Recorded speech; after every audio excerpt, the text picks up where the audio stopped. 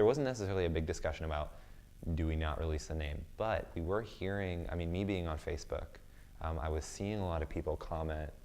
I love, God, you know, I know that the internet has done a lot of damage to print news, but one thing that it did, I feel like, so well is connect me to this community, and in a way that I couldn't have.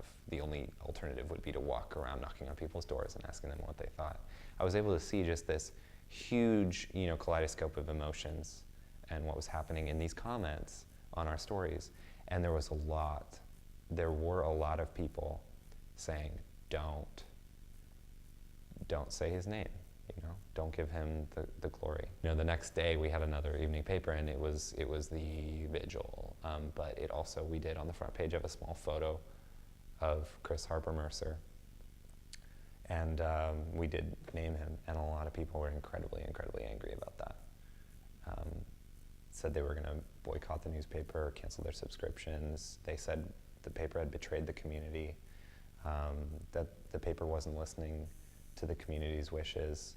So with the whole thing of naming the shooter, what's the difference between, you know, serving a community and serving, you know, and answering its needs and doing what you feel is right, you know?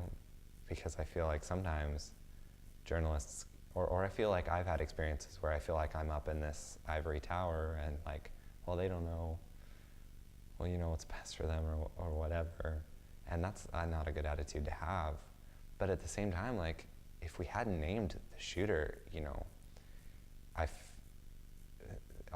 felt, even if I couldn't articulate that, I felt like that would be wrong. I felt like it would be a disservice